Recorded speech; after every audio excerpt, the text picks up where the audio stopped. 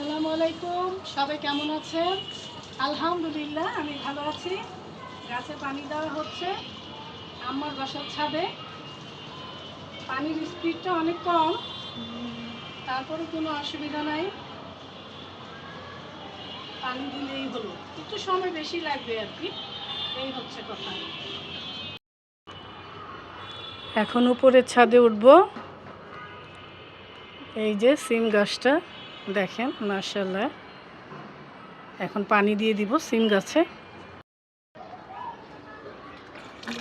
কলটা ছেড়ে দেই, গাছে পানি দিব।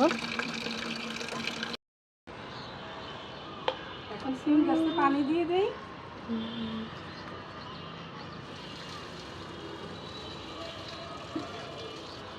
সিম গাছে দেখেন কত ফুল ফুটেছে। এই যে সিমও ধরে গেছে মাশাআল্লাহ। এই যে ছোট্ট একটা, আর কোন দিকে জানি, এই যে ছোট্ট, মাশাআল্লাহ মাশাআল্লাহ, ছোট্ট গাছে আমাদের সিম ধরে গেছে। আমার আম্মার কপালটা অনেক ভালো, তাই না ঝিনু? হ্যাঁ, মানে কত সুন্দর লাগতেছে ফুলগুলো, খুব তাড়াতাড়ি ধরে গেল না সিম।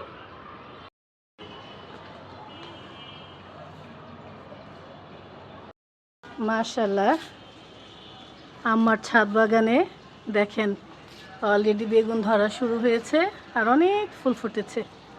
মাশাআল্লাহ মাশাআল্লাহ, দেখেন শসাও ধরেছে। কাঁচামরিচ গাছে অনেক ফুল আসছে। আর এই কাঁচামরিচ গাছটা কিন্তু বুঝছো, আম্মা এই যে বিচি ফেলছিল সেই গাছটা। আর এই যে টমেটো গাছেও অলরেডি ফুল আসছে। লাউ গাছটাও মাশাআল্লাহ দিলে অনেক বড় হয়ে গেছে।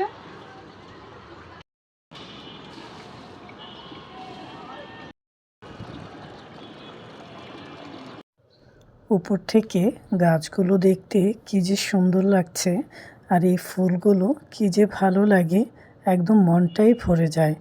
আর আজকে কি রান্না করেছি চলেন দেখি। এই তো চলে এসেছি আমার রান্নাঘরে। আজকে রুই মাছ দিয়ে ফুলকপি, আলু, বেগুন আর টমেটো দিয়ে একটা ঝোলের তরকারি রান্না করব। ভাত বসিয়ে দিয়েছি, ডালও বসিয়ে দিয়েছি। আজকে মসুরির ডাল রান্না করছি। কাঁচামরিচ দিয়ে দিচ্ছি আম, কাঁচা আম ছাদ বাগানের। এখন রুই মাছটা ভেজে নেব।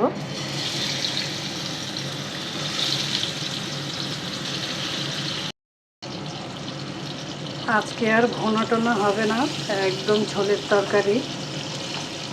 ছেলে অনেকদিন ধরে বলছিল একটু সবজির তরকারি খাবে, তাই আজকে ওর কথা মতোই রান্না করছি।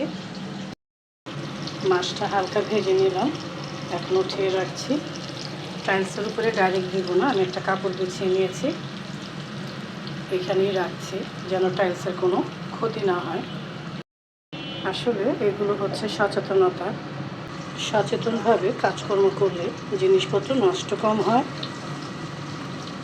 তরকারি রান্নার জন্য পেঁয়াজ দিয়ে দিচ্ছি। পেঁয়াজটা হালকা ভেজে নিলাম, এখন আদা রসুনের পেস্ট দিয়ে দিচ্ছি। মশলাটা কষিয়ে নিলাম, এখন সবজিগুলো দিয়ে দিচ্ছি।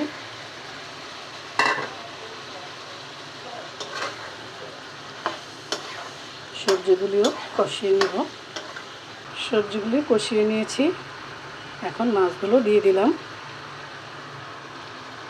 দিয়ে দিচ্ছি পানি, এখন ঢেকে দিচ্ছি। আর পটলটা তেলে না ভেজে মশলা পেঁয়াজ দিয়ে ভালো করে কষিয়ে বসিয়ে দিলাম। দেখি তরকারিটার কী অবস্থা।